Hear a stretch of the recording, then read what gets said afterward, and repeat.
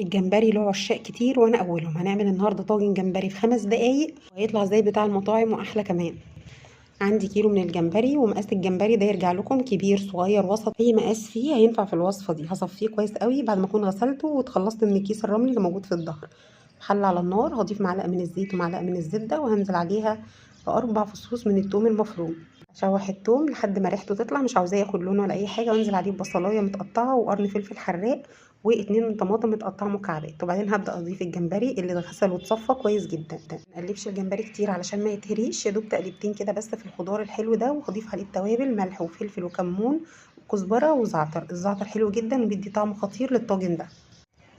بعد كده هجيب معلقتين من الصلصه، هنزل عليهم بكوبايه من الميه المغليه، هدوبهم مع بعض كويس قوي، وهنزل بيهم على الجمبري بتاعي يا دوب ياخد بس غلوه واحده. وبعدين هضيف عليهم معلقه كبيره من عصير الليمون.